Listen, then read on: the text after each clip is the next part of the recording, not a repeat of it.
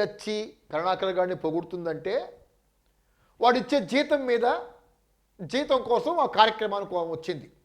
వాడిచ్చే కిరాయి అంటే జీతం కోసం వచ్చింది. వాడిని పొగడకపోతే ఆమె జీతం ఉండదు. నీకేమైంది జానబాబు గారు? కరుణాకర్ గారికి బైబిల్ జ్ఞానం ఉందా?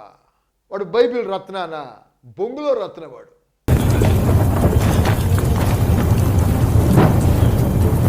సినిమా హాల్కి వెళ్ళేటప్పుడు ఒక పెన్ను పేపర్ తీసుకొని వెళ్తాడు, ఒక పెన్ను నోట్స్ తీసుకొని వెళ్తాడు.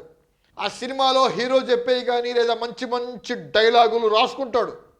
అవన్నీ బట్టి వాడు వీడియో మాట్లాడేటప్పుడు క్రైస్తవుల మీద పాస్టర్ల మీద ఆ డైలాగులు మొత్తం ప్రయోగిస్తాడు. వాడి వీపీ అభిమానులు భలే డైలాగులు చెప్పాడు కరుణాకర్ గాడని గంతులేస్తారు, చప్పట్లు కొట్టుకుంటారు. రాజుల రాజు ప్రభువుల ప్రభు యేసు మహారాజుకే జై. కరుణాకర్ సుగుణాగాడు శ్రీలచ్చితో కలిసి క్రైస్తవ్యాన్ని అవమానించడానికి, ఎగతాళి చేయటానికి, బైబిల్ గ్రంథాన్ని అపహాస్యం చేయటానికి ఏర్పాటు చేసిన బైబిల్ తరగతులు, నా దృష్టిలో అది బొంగులో తరగతులు.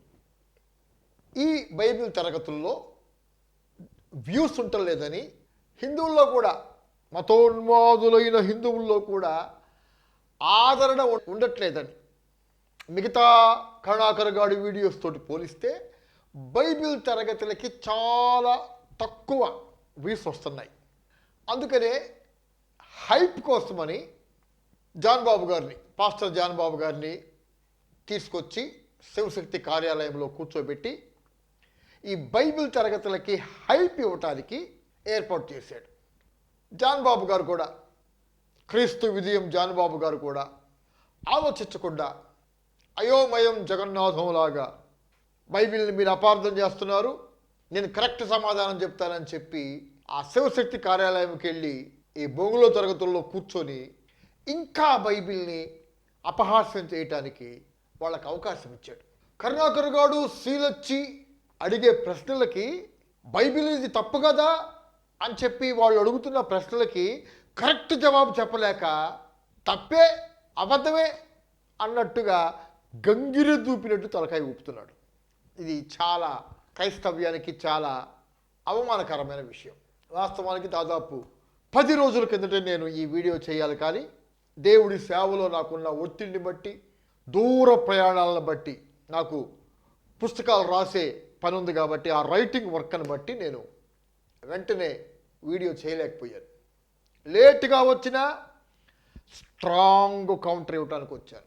కరుణాకర్ గారు శ్రీలచ్చి జాన్ బాబు గారు కలిసి చేసిన ఆ వీడియోలో యెహోవా మోషే సృష్టించిన సృష్టి, యెహోవా పాత్ర మోషే సృష్టించిన సృష్టి అని కరుణాకర్ గారు శ్రీలచ్చి మాట్లాడుతున్నారు. దానికి కరెక్ట్ జవాబు చెప్పలేకపోయాడు జాన్ బాబు గారు.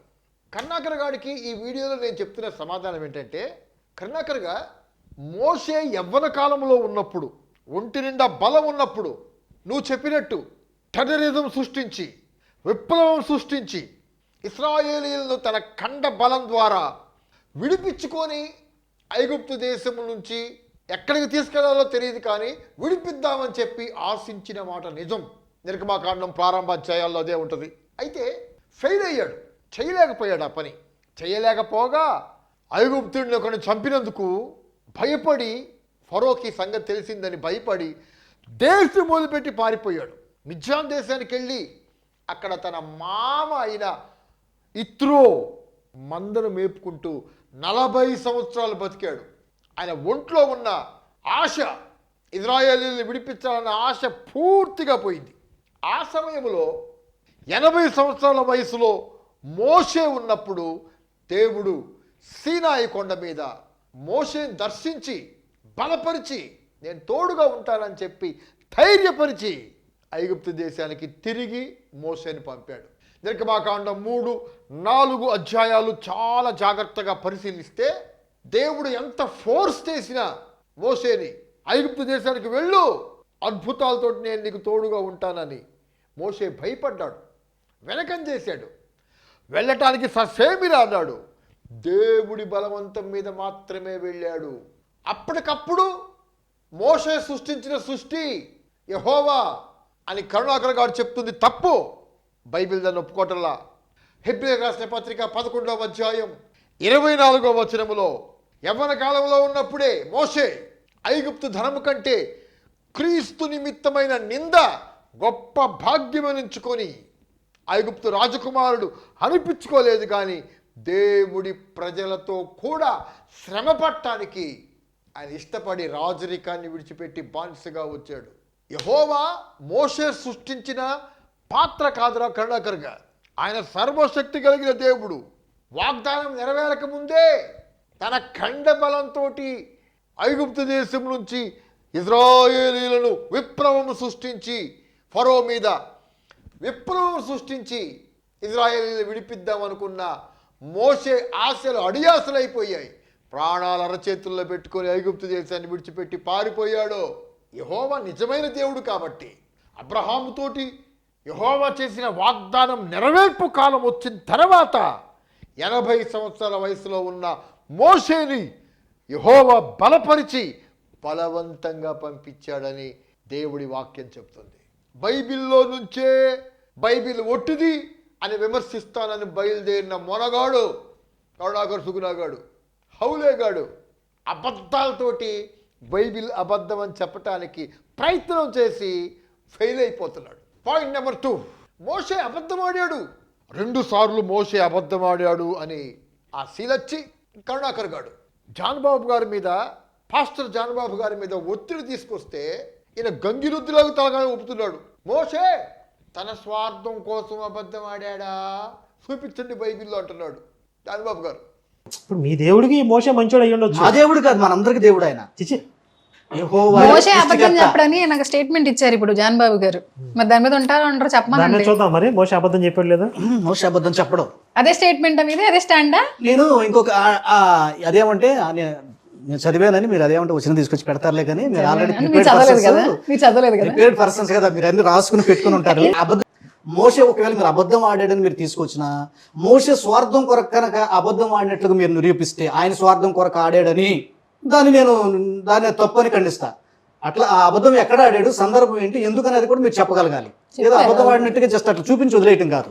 ఉంటాయి కొన్ని విషయాలు ఉన్నాయి స్వార్థం లేకుండా. నేను అంటాను, నేను కూడా నేను సాధారణంగా అబద్ధాలు చెప్పనని చెప్తే ఎవరికి కూడా నేను చెప్పను. కానీ నేను పరిశీలన చేసుకున్నప్పుడు 1-2 సందర్భాల్లో ఎక్కడన్నా చాలా రేరుగా, అది కూడా నా స్వార్థం కాదు, వాళ్ళ కోసం వాళ్ళ ఇంట్లో కలహ పడకూడదు, లేకపోతే వాళ్ళు ఏదో మంచిగా ఉండాలి అన్న సందర్భంలో అదే లేదు సరే పోనీ అంట. క్రైస్తవ సమాజాన్ని కాపాడటం కోసం జాన్ బాబు గారు అబద్ధాలు ఆడుతున్నారు.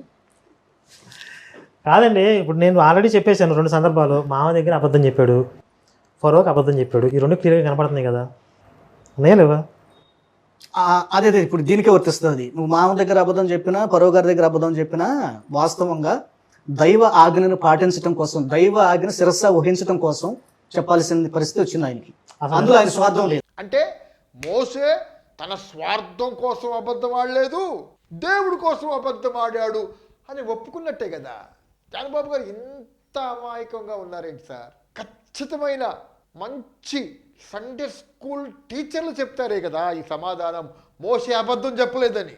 ఎంతకాలం నుంచి సేవ చేస్తున్నారు? ఎందుకు బైబిల్ గ్రంథంలో వ్రాయబడిన ఫండమెంటల్ క్వశ్చన్స్కి వాళ్ళకి మీరు ఆన్సర్ చెప్పలేకపోతున్నారు? మోషే ఒక్కసారి కూడా అబద్ధం చెప్పలేదు. వినరా కరుణాకర్గా, దేవుడు హోరేబు కొండ మీద, హోరేబు కొండ అయినా సీనాయి కొండ అన్నా ఒకటే, దేవుడు హోరేబు కొండ మీద మోషేకి ప్రత్యక్షమైన తర్వాత ఇశ్రాయేలీలను విడిపించడానికి ఐగుప్తు దేశానికి బయలుదేరే సమయంలో తన మామ ఇత్రోతోటి అన్న మాట, నేను ఐగుప్తు దేశానికి వెళ్ళి నా బంధువులు క్షేమంగా ఉన్నారో లేరో, సజీవులుగా ఉన్నారో లేదో చూసు వస్తాను, లేదా చూడటానికి వెళ్తున్నాను అని. దాన్ని తప్పు పడుతున్నాడు కరుణాకర్ గారు. కరుణాకర్గా మోషేకి 40 సంవత్సరాల వయస్సులో ఐగుప్తు దేశాన్ని విడిచిపెట్టి ఫరోకు భయపడి మిద్యాన్ దేశానికి వచ్చాడు. బైబిల్లో రాయబడ్డ లెక్కలు చెప్తున్నాను. మిద్యాన్ అరణ్యంలో 40 సంవత్సరాలు గొర్రెలు కాసుకున్నాడు. అంటే దాదాపు 40 సంవత్సరాలు అయింది మోషే ఐగుప్తు దేశం నుంచి వచ్చి. ఇప్పటికి మోషే వయసు 80 years, 80 సంవత్సరాలు. మోషే తల్లిదండ్రులు, మోషే అక్కలు అన్నలు సజీవులుగా ఉండే అవకాశం లేదు, అవకాశాలు తక్కువ. ఆ మాట అన్నాడు తన మామతోటి. నా బంధువులు సజీవులుగా ఉన్నారో లేదో చూసి వస్తానని. తప్పే ఉందిరా దాంట్లో? దాంట్లో తప్పే ఉంది? అబద్ధమేముంది? దేవుడు నాకు ప్రత్యక్షమయ్యాడు, ఫరో చక్రవర్తికి వ్యతిరేకంగా నేను పోరాటానికి వెళ్తున్నానంటే ఆయన ఇత్రో తన కూతుర్ని మనవళ్ళని పంపించిన మోసతోటి. అందుకనే మర్మంగా చెప్తున్నాడు, అబద్ధం చెప్పలేదు. నువ్వు అబద్ధాలు చెప్పేవాడివి కాబట్టి, నీ బ్రతుకి అబద్ధాలు బ్రతుకు కాబట్టి కర్ణాకరగా బైబిల్లో నీకు అబద్ధాలు కనపడుతున్నాయి. అబద్ధాల కళ్ళజోడు నీ ఫ్యాన్స్కి, నీ అభిమానులకి, నీ వీడియోలు చూసే వాళ్ళకి అబద్ధాలు అనే కళ్ళజోడు రంగుటొద్దలు పెట్టావు కాబట్టి వాళ్ళకి కొంతమందికి బైబిల్ అబద్ధంగా కనపడుద్ది. బైబిల్లో వ్రాయబడ్డ ప్రతి మాట సత్యం. ఇత్రో తన మామయ్యైన ఇత్రోతోటి మోషే చెప్తుంది అబద్ధం కాదు, సత్యమే. మోషే వెళ్ళిన తర్వాత మోషే అమ్మ నాన్న గురించిన టాపిక్ లేదు అంటే అర్థం ఏంటంటే వాళ్ళు చచ్చిపోయి ఉంటారు. ఆయన బంధువుల్లో చాలామంది చచ్చిపోయి ఉంటారు. అఫ్కోర్స్ మోషే అక్క, మోషే అన్న ఇంకా సజీవులుగా ఉన్నారు. తర్వాత కాలంలో మోషేతో పాటు శక్తివంతమైన సేవలో వాడబడ్డారు. కర్ణాకర్ గారు పాయింట్అవుట్ చేసిన రెండో విషయం ఏంటంటే, మోషే ఫరో దగ్గరికి వెళ్ళి నా జనులను సేవించుటకు పంపించు, మేము అరణ్యంలోకి వెళ్ళి బలి అర్పించాలి అని అబద్ధం చెప్పాడు ఫరోకి. కర్ణాకర్ సుగుణగా దేవుడి వాక్యాన్ని చాలా జాగ్రత్తగా ఇంకొకసారి పరిశీలన చెయ్యి. నువ్వు విమర్శించడానికి వెతికినా విమర్శించాలి కాబట్టి విమర్శిస్తావు, కానీ అక్కడ నీకు దొరకదు. ఫరోతోటి మోషే ఎన్నిసార్లు, దాదాపు 6-7 సార్లు ఈ మాట చెప్పాడు, నన్ను సేవించుటకు నా జనులను పోనివ్వు. మేము అరణ్యములో 3 దినాలంత ప్రయాణం చేసి మా దేవుడికి బలర్పించాలి, అంతే. మేము బలర్పించి తిరిగి వస్తాము అన్న మాట ఒక్క చోట కూడా లేదు. వెతుక్కో, మేము బలర్పించడానికి వెళ్తాం, దట్స్ ఆల్. తిరిగి వస్తాము అన్న మాట మోషే అనుంటే, అహరోన్ అనుంటే అబద్ధం అవుతుంది నువ్వు చెప్పినట్టే. ఇంత చిన్న విషయం ఎట్ట మర్చిపోయారు జాన్బాబు గారు? ఇంత ఫండమెంటల్ థింగ్. మోషే అబద్ధం ఆడాడని ఆ పనికి మాలినోళ్ళు చెప్తే గంగిని దూపినట్టు తలకాయ ఊపుతావా? అంటే బైబిల్ని అవమానిస్తున్నావా? వాళ్ళ అబద్ధాల కోరులు. కరుణాకర్ గాడు సీలచ్చి అబద్ధాల పుట్టలని ఆ వీడియో చూసే వాళ్ళ అభిమానులకు కూడా తెలుసు. కానీ నువ్వు జాన్బాబు గారు నువ్వు మాట్లాడుతున్నావు చూసేవా? నీ చేత వాళ్ళు అబద్ధం ఆడిస్తున్నారు చూసేవా? అది చాలా దారుణమైన విషయం, గుర్తుపెట్టుకోండి. మోషే అబద్ధం చెప్పలేదు, చెప్పడు. మోషే అబద్ధం చెప్పాడని ఒక పాస్టర్ ద్వారా చెప్పిస్తే మోషే రాసిన ధర్మశాస్త్రం అంత అబద్ధమే అన్న సిగ్నల్ తన అభిమానులకు పంపాలని కరుణాకర్ గాడి కుట్ర. నా ఒక్కసారి కూడా మోషే అబద్ధం చెప్పలేదు, మర్మంగా మాట్లాడాడు, సత్యమే మాట్లాడాడు. తన మామయ్య ఇత్రో దగ్గరైనా ఫరో దగ్గరైనా మోషే ఒక్క అబద్ధం కూడా చెప్పలేదు. బైబిల్ తరగతులు అంటే బొంగులో తరగతులు పార్ట్ నెంబర్ 2లో జాన్బాబు గారు ఏంటో ఆశ్చర్యపడుతున్నాడు. కరుణాకర్ గారికి ఇంత జ్ఞానం ఎట్టొచ్చింది, ఇంత బైబిల్ జ్ఞానం ఎలా వచ్చింది అని. ఆ సీలచ్చి ఈయనకి అంటే ఈ కరుణాకర్ గారికి ఇది పూర్వజన్మ సుకృతం అంటుంది. మొత్తానికి ఎలాగన్నా సంపాదించి మొత్తానికి బైబిల్లో ఇక్కడ ఏముంది, ఇక్కడ ఏముంది, ఇక్కడ ఇది ఉంటుంది కదా, ఇక్కడ ఉంటుంది కదా అని అది తప్పుగానే ఒప్పుగానే మొత్తానికి బట్టి చాలా విషయాలు మరి నోట్ చేసుకున్నావో, నీ జ్ఞాపక శక్తి ఎక్కువగా ఉందో నాకైతే తెలియదు, కానీ మొత్తానికి చాలా విషయాల మీద అట్లా కూర్చున్నావు. కానీ మొత్తం దానికి విరోధం అయిపోవటం వల్ల నేను చాలా బాధపడాల్సి వస్తుంది. చంద్రబాబు గారు మీరు చెప్పిన దాని ప్రకారం కరుణాకర్ గారికి పూర్వజన్మ సుకృతం వల్ల అంత నాలెడ్జ్ వచ్చింది, అది ఆ పరమాత్మ అనుగ్రహం. రెండోది మీరే ఒప్పుకున్నారు ఏంటంటే అసలు ఈ కరుణాకర్ గారికి ఉన్న బైబిల్ నాలెడ్జ్ ఎవరికీ లేదు. తెలుగు రాష్ట్రాలలోనే లేదంటున్నారా, లేకపోతే అసలు మొత్తం ఇండియాలో లేదంటున్నారా, వరల్డ్ వైడ్గా లేదంటున్నారా, నాకు అర్థం కాల.